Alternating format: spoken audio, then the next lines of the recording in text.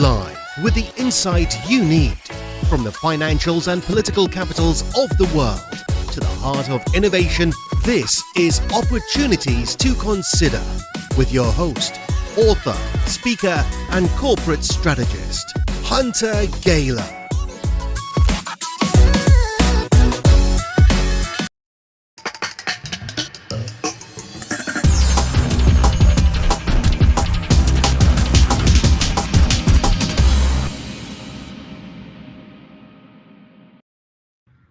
Welcome, everyone. It's your one and only Markets Hunter. Thank you for joining for another exciting segment that we have today on the Markets Hunter program, CEO Talk. I'm going to be joined by the CEO of Adamas One. They are a diamond manufacturing company for synthetic diamonds. We're going to talk to them about this. I'm very excited about this because everybody knows my background in the luxury space. I'm rocking the Hunter Airways jacket today, so loving the luxury space. Big fan of LVMH, so we're going to ask him a lot of questions on that. So I'd like to, without further ado, bring in Jay. Jay, how are you? I'm great this morning. How are you doing, Hunter? I'm doing well. Thanks for joining us, in the studio, via the broadcast here to talk about Adamas One and your company and what you're doing. But before we dive into that, I just want to remind all of our listeners and our viewers here that we are live on YouTube, Twitter, LinkedIn. We re-air this. So if you missed this one, you can always go back and watch it. All of the description of the company, of Jay's company, what they're doing, what they're working on, links to their investor sites, their pages, their links will all be in the descriptions below. I'll also be live tweeting as well. So if you need the information on where to go for the best diamonds, I'm your new diamond guy, right? I've got the diamond hands talking to the diamond guy, so I'm very excited. You're the diamond guy now. I'm the diamond guy now. I love it. I love it. It's great. So real quick for our audience and our viewers, Adamas One is a micro-cap technology company in the consumer luxury goods sector, offering investors a unique opportunity to benefit from the fastest growing sector in luxury goods, which is lab-grown diamonds. Their patented and disruptive technology is on trend, offering sustainability, social consciousness, which I'm a big fan of, Jay, so I definitely want to talk about that aspect with you today, and ecological friendliness relative to mined diamonds. You are chemically, optically, and physically identical to the world's best mined diamonds, providing a smarter alternative to diamond buyers who care about well-positioned, and you are well-positioned to capture a significant portion of the growing LGD market. So, Jay, first time on the program, welcome. How are you? You know what? I'm fantastic. And by the way, I love your opener for your show. Oh, fantastic. Whoever did your graphics. Oh, thank you. Well, we'll have to figure out how we sprinkle some diamonds on there, even better. That'll be good too. We're giving free samples out. Every Friday we give free samples out at the office. Oh, very good. Well, you can I'll give you my address, send me a nice little, pear-shaped, and we'll be good to go. The ladies will love that. Diamonds Perfect. are a girl's best friend, as they say. So, Absolutely. Good. So, let's have the audience get to know you for a second. Tell us about you. Tell us about your background. What led you to start Adamas One? How did you develop your patented technology? Let's walk the audience through that to start. Sure. I mean, myself, I have a pretty colorful career. I'm a serial entrepreneur, pretty easy to look up. I think I found my niche really finding distressed assets, putting a management team's assets, usually inclusive myself, and then taking it public. And the reason we go public is because we look at the public markets and the public vehicle as a fast way to grow the company, right? When we look at fast way to grow, we look for how do we create what we call our ecosystem for that company. So we're self-sufficient, whether we're hitting all the prongs of channel for distribution.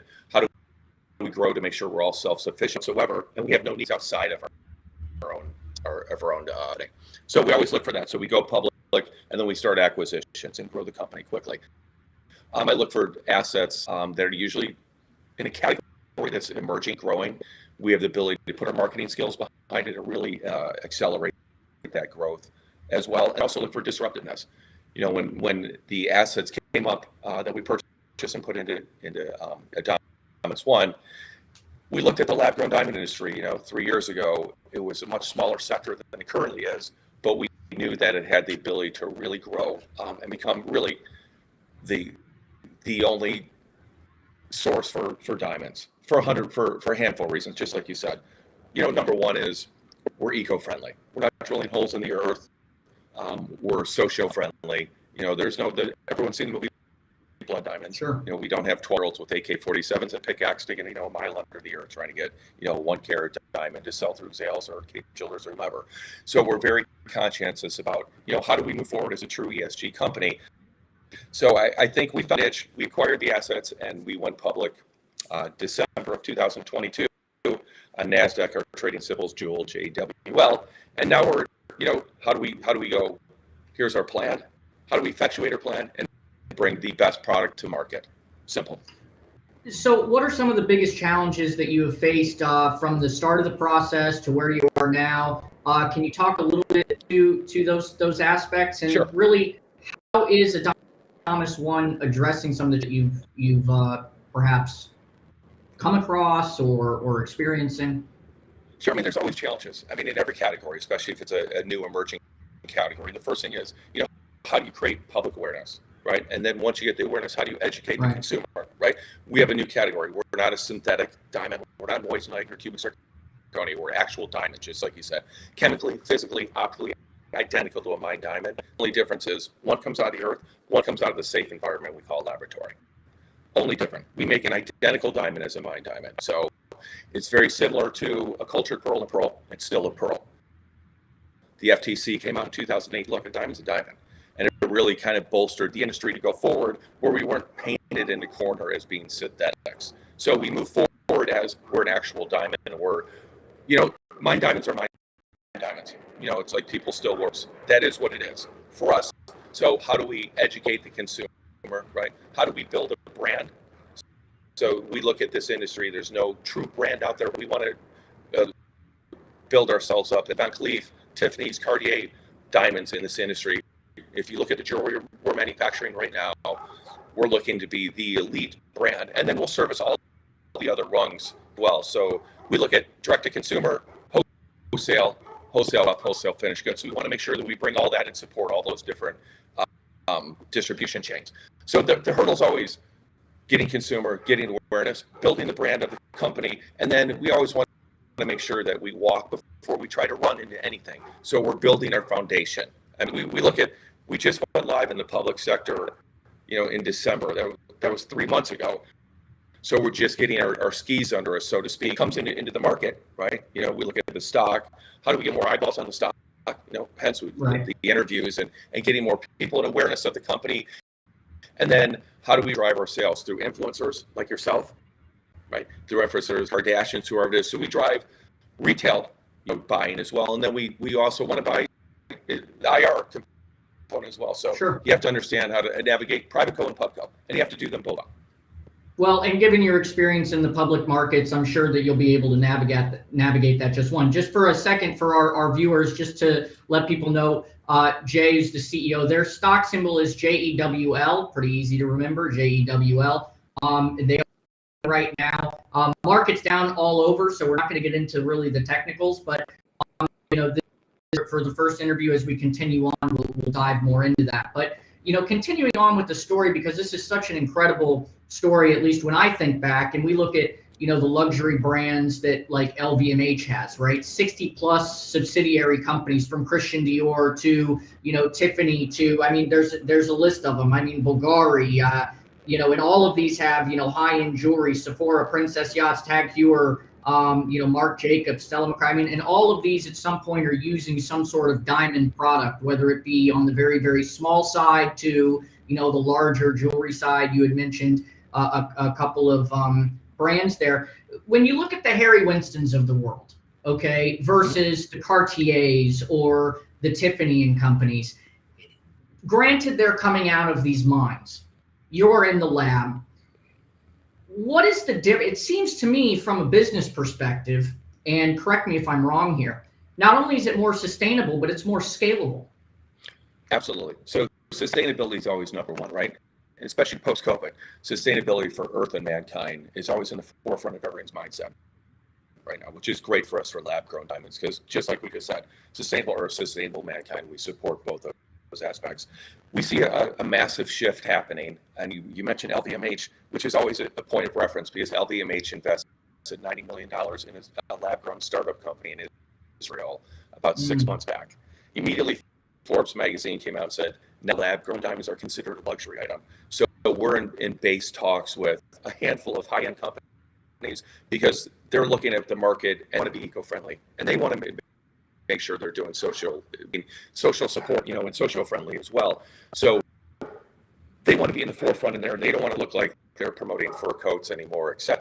So we start seeing that switch on the retail level and the wholesale level right now. I mean, it's a massive switch. When 3 years ago, when we started Adamas, it was maybe 2% in the retail sector. People were coming in and requesting lab-grown diamonds, and the retailers were carrying 1-2% of their inventory was lab-grown.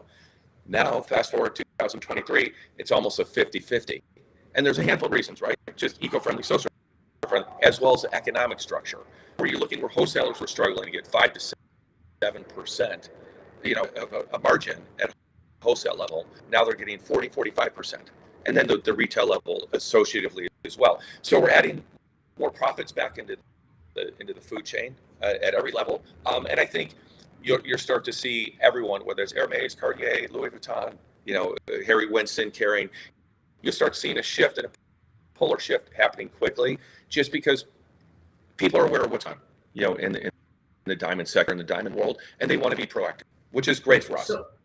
Right. No, it seems that it positions you perfectly, in this marketplace to not only take a significant portion of the growing market, but also be potentially the leader in that category because of all of the steps that you've taken. Walk me through a little bit, and this is not one of the questions I have written. This is just kind of what we do on Market Hunters. If something pops into my head, I'm going to ask it. I see, I'm a big fan of the luxury brands. From Goyard to, you name it. Love Bergdorf Goodman's, right? Fantastic place. Okay. The ladies like it a little bit more than I do, but I mean, we have to go shopping. we still have to go shopping every once in a while, right? But if we just take the leather market, for example, and we talk about how we look at the prices, and obviously in the United States we've experienced a lot of crime and things like that. So these stores are losing a lot of inventory, and these are very high priced in the thousands or tens of thousands of dollars of priced consumer goods. And the idea of, well, if I went to a jewelry store like a Harry Winston or a Cartier, and I'm spending tens of thousands of dollars on a diamond, point of that, for the same eco-consciousness, for the same sustainability, but I'm getting the same essentially material for, is it a cheaper price? Is it a relatively same price? I mean, granted, and I think where I'm leading. Question right. is, what is setting you apart outside of these other factors that's going to make you real competitive? Is it going to be the price? Price point is always a huge issue when it comes to diamonds. I mean, we're graded by GIA, IGL, EGL, same grading structure and criteria as a mined diamond. So when you start looking at diamond, comparative, and go, okay, well, this diamond costs 30 to 35, 30 to 50% less than this diamond.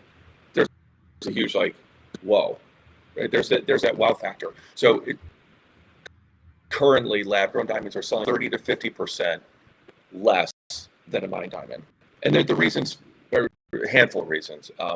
Originally, like we talked about, when we talk about how do you create awareness, how do you educate, and then how do you create demand? Well, one of the reasons to create demand was if you offer the same product at a lower price, obviously people are going to come over and okay, this is more beneficial for us, so to speak, or more salacious. So generally at a retail level, it's 30 to 50% at a discount to mine. So when someone comes in and we look at where the economy is going, whether it's you have massive inflation or running into some issues, if someone has a budget of $3,000, well, now they can get on the size of a stone, a better quality stone, or they can save the money and just put $1,500 back in their pocket and get the same stone they originally wanted for their loved one. So there's a lot of economic benefits. Well, and I think that's a tremendous thing because, a lot of people, especially, those, I will say those people that see all those ads, every kiss begins with K, or he went to Jared's, or any of this other stuff, the question is half these guys, at least some of my colleagues, have no idea, right, about color, cut, clarity, VVS1, VVS2, is it, all these different things that go into it. I mean, you almost have to have like a school like they do for the wine sommeliers. You almost have to be like a diamond sommelier, right? Where you can say, that's a big deal if I can say, look, instead of spending $20,000 on this ring, I can spend $10,000 on this ring, and it's essentially chemically the exact same. And according to this technology that you have, it's exactly physically, chemically, and optically identical to the mined diamonds. And you're participating in a socially conscious consumer purchase, in my opinion. It's a win-win all the way around, and that's why we look at this as a fast-growing, emerging sector, and we think it's here for the long run. And so when we look at we'll call it in the luxury space, you have aspirational, attainable, okay? And so in the marketplace, an aspiration, attainable. These brands, will Adamas One be working? What's your goal in the next, say, 5 to 10 years that you see Adamas playing in the evolution of these brands adopting your type of diamonds? Do you think, will the Cartiers come to you? I mean, you said you were in talks earlier with some of these brands. Can you elaborate on that? Sure. I mean, we look, where's our, 12, 18, 24, 36, 48-month program. And for us, it's right now is establish all of our prongs of distribution, wholesale finished goods, direct to retail consumer. So as we start building all those prongs out and building our inventory, like, we currently have our lab is in Greenville, South Carolina right now. We have 12 reactors, press release, at scale. We're doing a 1 million, 1.2 million a month out of there. We're just starting to build up our new facility in Greenville as well. At scale, we'll have 400 reactors, just kind of backing up. And our first phase one will be 100 reactors. We should have that up fully functioning and running at 100 reactors within a year and a half. So it's our growth rate to get into there. So in the inset, well, how do we complete our ecosystem of cut and buy our own cut and polisher? So we're all self-contained. Now, as we go through the other brands, first we need to establish our own brand, right? And then we make sure we set ourselves up as a top, and then we start supplying all the other brands out there as well with our technology-based diamond. And we look at ourselves as a technology leader in the sector as well for a handful of reasons. Besides the fact we own all the base patents, everyone that's growing by CVD, which is chemical vapor deposition, which in just simple layman terms means turning a gas into a solid. So we own all the base patents for that process. So anyone that's actually growing by IVD, which is the majority of the world of lab-grown diamonds, is actually infringing on our patents. We're not litigious. It's not where we are. But what it does, it's a Teflon to us as a company that we can continue manufacturing in the capacity and the format that we do and not have anybody interfere with what we do. Our technology gives us the ability to grow larger, better quality, cleaner, better color quality out of the box than pretty much anyone else at scale in the world, and our COGS is lower as well.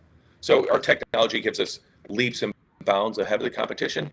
And then we start looking at, now we're pushing through not only for diamonds, for jewelry, but also for the technology sector. And I think the technology sector is the real cherry, right, for this industry, because you look at the TAM for that and it eclipses, the jewelry market, almost a 6 to 1. So we look at how do we go forward in that. Jerry McGuire, who's our COO, was a 23-year C-level executive at Analog Chip. So we lean on his pedigree and resume and his network to help bring us into the fold for the technology with their products. So with that being said, I just want to go back when we talk about the discount to mine. You have the current number of reactors you have is how many? 12 reactors running out of. And that 12 is producing 1 million a month or annually? At full capacity, it's about $1.2 million per month. Okay, so if you 10x that, to 100 reactors in the next year and a half, is that economies of scale? Will that increase so that 10 that makes 1, will that 20 make 2? So you're looking at like a multi-million-dollar market cap company at that point. I mean, so actually, it even goes up by more of a factor. So we look at our really current, okay. So we took advantage of the downtime during COVID, and all we did was R&D. Our reactors are proprietary, so our recipes are proprietary. Everything we do in-house. So we're the only ones in the world to grow in the actual format and style that we do, which gives us ability to grow more diamonds consistently at a lower cost. So our current reactors, we do 50 stones per growing cycle per reactor. The new reactors are 110 stones. So we 10 times and then double it again. Wow, that's a 20x. That's incredible. Yeah. And then what's the valuing of that? When I mean, so if you're an investor, what advice as the CEO of the company would you give to investors who are considering investing in a diamond, or how do you see the company? I mean, you just explained to me very simply what you see the company's growth potential is: more reactors, more diamonds, more market share. You know, and of course the enterprise, the cherry that you said is definitely a huge thing. But what advice would you give those investors that are considering your company? I mean, look, our stock's a great buy right now. It's a bargain. Our stock is a buy and hold. I would buy and hold as much as you can. I mean, obviously, I went to the market and purchased more shares. Right. We have a great team. I mean, you're only as good as your team around you, right? We have a fantastic team in a category that's blowing up, and it's only can continue to grow. So we want to make sure that we secure ourselves as a technology leader and the leader in the category and the one brand that people know. You know, similar to like a tissue, everyone calls it Kleenex, same type of thing. When everyone mentions lab-grown diamonds, it's a Adamas, no matter what. So we'll strive to do that. So as an investment, I think this is a fantastic investment. It's a great short-term and long-term. I mean, I love term holders. There's nothing better than people to believe in your team and your company and your product and hold on to your stock and love watching it run. Well, I mean, from a market hunter's perspective, all of our audience, we say when we look at companies and we hunt down the best deals, we look at companies, we look at the management, we look at the leadership, we look at the fundamentals. You know, some day traders listen to us. We are not a day trading audience. We are a 3 to 5 year hold audience. That's what I encourage everyone, because I believe in having companies grow and seeing those grow. So that's just, you know, a disclaimer to the market hunter. But the vision, I mean, you did speak about how, you know, this market is evolving and your technology compared to other lab grown diamonds. And the fact that you do have the underlying patents is another feather in the cap. What is your vision for the future of the diamond industry, and how do you see Adamas on Corp? So the diamond industry as a whole, I mean, there's always going to be a place for mined diamonds. Mined diamonds are mined diamonds, right? Historically, people pass them down through generation to generation. But I see the lab-grown diamond sector just growing exponentially for a handful of reasons, like we talked about. The true ESG aspect of it, sustainable mankind, the cost effectiveness of it, the scalability. For us to scale is very easy to meet the ongoing demand, increasing demand. And then when we start talking the industrial sector, the number one thermal conductor in the world is a diamond. There's no comparison. It's 4.5, almost 5 times the conductivity of silicon. So now we start looking at for chipsets as we look at supercomputers and AI only increasing. We know that the demand and need for our substrate in the chip sector will be set. So we make sure that we as not just as a category, but as a company, Adamas ourselves, we want to make sure that we're in the forefront of all that. So for us, our plan is to secure ourselves as a leader from lab-grown diamond jewelry, right, and wholesale goods, as well as a technology leader for industrial sector also. And that's really where we see the industry going and Adamas within that industry. So that's really exciting. As someone that, you know, I have artists in my family that do some jewelry work, and, you know, that dad was a goldsmith and, you know, as a hobby and everything. So I've always taken a passion to, you know, this type of market, because I've always, you know, been enthralled by it. But with regards to the overall market, when we go look at some of the companies out there, like a Blue Nile or some of these other onlines where you can go and you don't know what you're, I mean, you can click it and you do the filters. Is that considered the direct to consumer model, or are you what are the different aspects where, you know, the public will be able to not just obviously buy the stock, but go in and, you know, purchase the diamonds? Are right. you going to have authorized retailers? What's your kind of rollout strategy Sure. From a physical perspective and an online perspective? I love being compared to Blue Nile, by the way, because that's 800-pound gorilla in the room. Well, I mean, if I hey, could go listen, to Blue you know, Nile, I'd be in heaven. So, I well, mean, listen, that's hey, always you our know, goal and aspiration. this is Market Hunters. We love the David versus Goliath stories, right? And now that I'm going to be out marketing the Diamond Hands, I want to take Blue Nile down, right? I mean, this is great. It's funny. So every company I started, I would start at the bottom, we end at the top. I mean, and that's always our goal. So it's the aspirations of Blue Nile. We want to be past Blue Nile. When you compare yourself to somebody, you limit them. So we want to grow to the largest in the industry. Whoever's the one right now will knock them off, right? So that's our goal and aspiration. So we look at, for distribution, obviously the direct to consumer, our first will be through e-commerce. And then as we start getting more prongs into the retail sector, brick and mortars, you'll see Powered by Adamas, Powered by JEWL, the brand furry. So you'll see that starting to come out, and we'll push that through our branding and our marketing efforts. Is it forecast to have some brick and mortars? I don't know. We talked about doing some brick and mortar, some bespoke, so you can make jewelry quickly, and then we can use that to fuel our e-commerce sectors as well.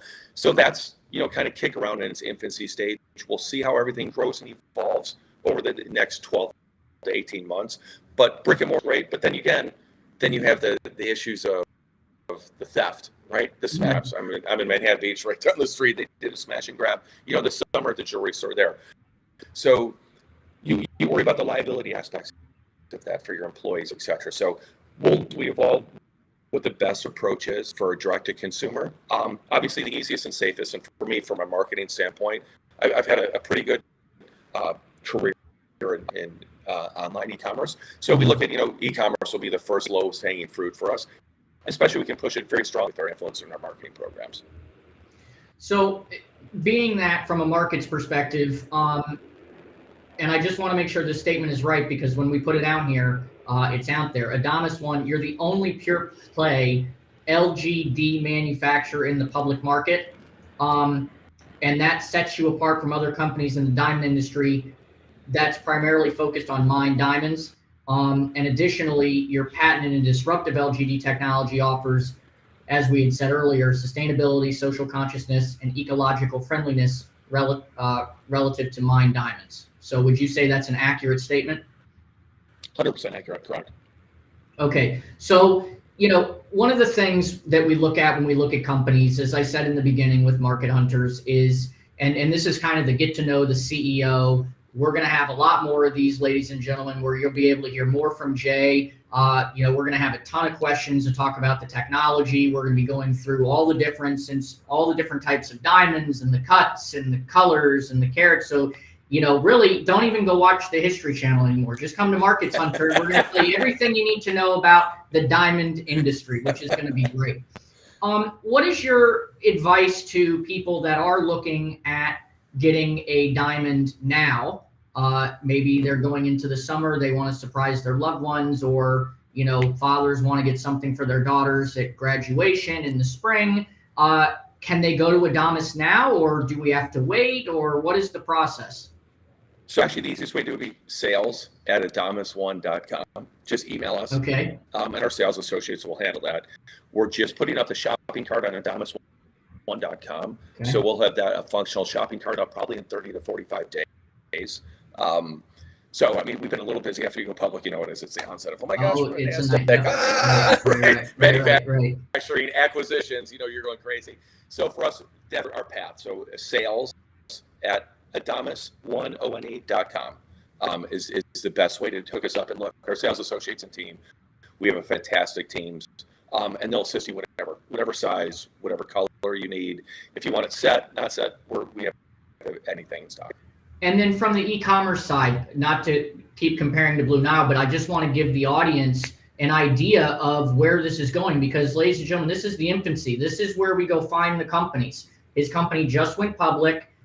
He's obviously, significant portion of the growing LGD market. These are the questions, right? We're seeing the company grow over time. We're going to be following this company. And one of the things that we talk about is we see how you can do the filters and you can search by size, and they have the photos and all this other stuff.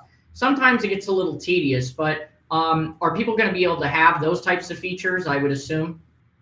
Yes. So we look at it, we want to make sure we have a technology advanced website as well.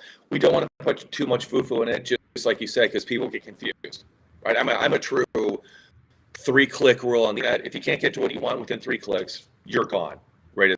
As a consumer. Right. And that's been the models we've had since 1998 when it comes to e-commerce. So we want to make sure that we have all the essential elements that you absolutely need and that you want on an e-commerce site, but not too many that it confuses you. When there's too many options, people just get confused and then they walk, just like we said. So one other question I have for the industry, when you look at an investment, some people, as you had mentioned earlier, in the mine diamond category, they'll pass their diamonds down through the families. This goes for stones, jewelry, whatever it may be.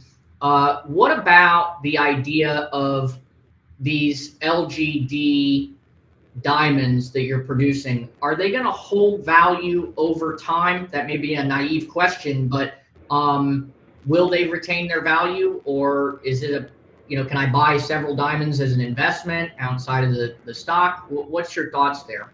100%. So it's a diamond. It's like everything. There's intrinsic value at resale value and everything. Whether it's a Carney of Kelly Blue Book value, diamonds over time usually technically always increase in value, right? That's what everyone hopes on in the diamond market. So just like the mine diamond, lab-grown diamonds, there's no difference. Originally, when the lab-grown diamond industry started emerging, the mine diamonds are always, we got to paint them in the corner. We'll call them synthetics. You have to call yourself synthetics. Well, we're not synthetic. We're an actual diamond. So when the FTC, like we said, in 2018 came and said, look, a diamond's a diamond, it's not a synthetic. So that was one thing that bolstered us. And then the next thing was the mine diamond came and said, look, there's no resale value for these stones. Why wouldn't there be a resale value? It has the same value. Here's what the value is. So you look at all the lab-grown diamond companies, most of them have a buy-back program, and they're going to buy it back for what they sold it to you for, right? Because then your hopes is a person's going to rebuy for a larger stone. So it's a trade-in value always. So 100% there's an intrinsic value. Because look, you're going to go off the cert, and here's what you're selling. You're selling it based off the cert. This is what my stone is. I got a FVVS1 3.2 carat round, brilliant round. It is what it is. It has what it sells for. And when they go with Adamas 1, and it comes with all of that paperwork, and it's all GSI certified, it's all that taken care of. So when you're getting it, there's the paperwork that comes with it. It's just like getting, any type of other luxury product, like an authentication or something from, an art gallery. Here's all the paperwork. Here's the certifications. Here's everything that goes along with it. So that gives the consumers even more, credibility when doing the buying process.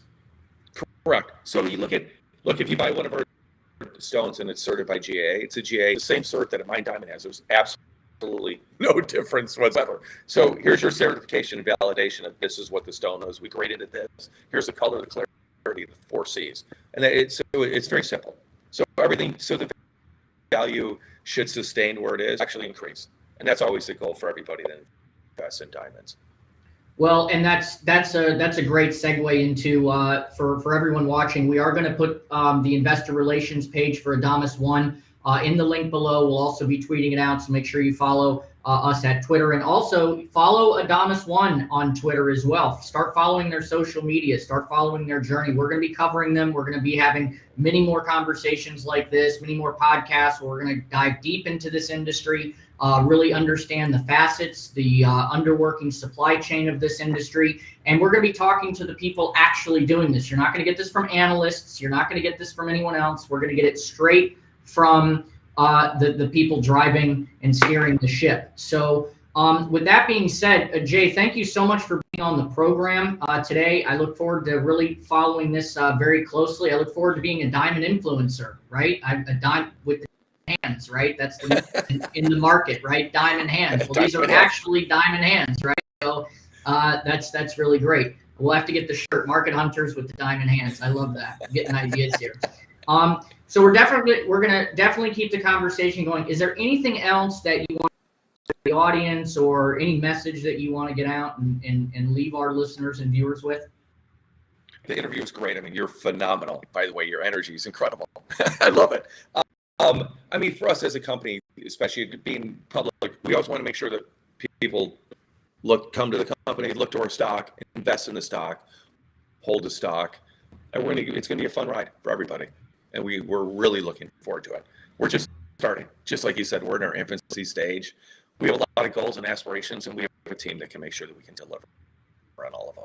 Well, and I think that's the most important aspect. You know, the market hunters, when we look at this and we look it through, you know, any of the other shows that we run, well, which you'll run and, you know, get many segments going, is we like identifying the quote diamonds in the rough, right? And so, you know, pun absolutely intended on that one. But I think the key point for this first, you know, and we do this with all the CEOs that we talk with, or companies that we're passionate about, markets we're passionate about, is, you know, the big guys don't want to talk about it, right? As you said, the Blue Niles, they're not out there connecting with the consumers on a level, or with the investors on a level that's going to give them confidence in this. So, you know, granted, there are people that are going to look at the stock and they're going to say, oh, wow, it got beat up over, you know, the 6 month, you know, you're down 1.94% today, or whatever it may be. But that's not the purpose, right? The purpose is to look at where you at, what are the fundamentals. And I mean, based on this information alone, people should be looking at, with 10 reactors, you're doing $1 million,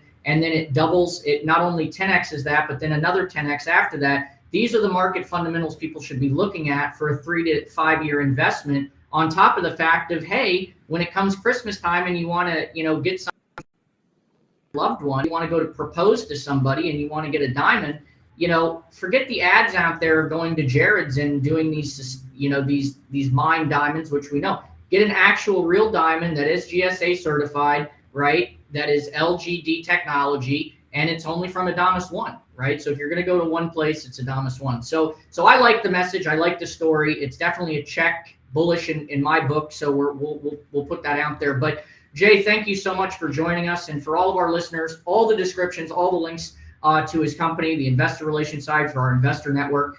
Look at that. We'll definitely have Jay back. We'll keep this conversation going, you know, over the next, you know, months, hopefully years. And we'll watch this go from the start to, you know, having him, as he said, ladies and gentlemen, you heard him. He starts at the bottom, right? And he ends up, you know, finishing at the top. So that checks off our fundamental checkbox, where we look at management and leadership. So, and experience. So that's very good. And the e-commerce play is going to be very, very critical, especially in the luxury market. And for those of you that, you know, are interested in this, if you follow the Instagram, you follow the Twitter, you see the luxury lifestyle that the markets hunters, you know, perception is, we're going to be adding Adamas One into that, because as the market goes down and people don't have as much disposable income, they're not going to be going after the higher luxury brands anymore. They're going to be finding that more affordable luxury, and Adamas One may be your entry point into that, but you're getting the same thing. You're getting the same quality for, you know, almost half the price, as he said in the interview. So I think with these fundamental,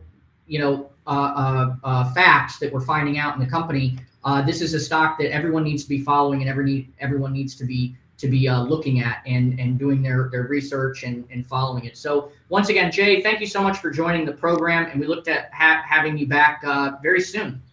Thanks, Hunter. I appreciate it. Have an awesome day. Thank you. Take care.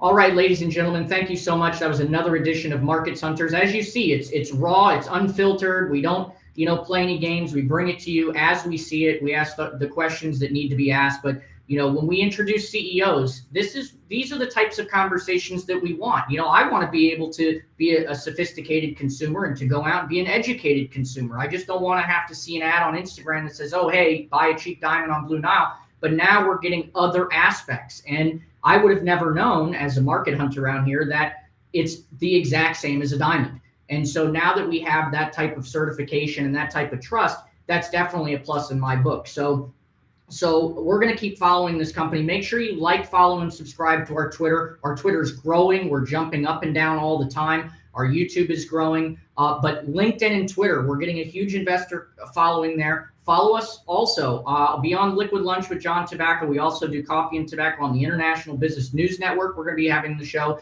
And listen, I'm going to be the new Diamonds hands, guys. I'm telling you guys right now, I will be the new Diamonds guys. So that's where we're at here. So guys, thank you so much. And don't forget, you know, next time, hopefully I'll have some diamonds on my hands. All right. Take care, everyone. Have a great day, and we'll see you next time right here on Markets Hunter.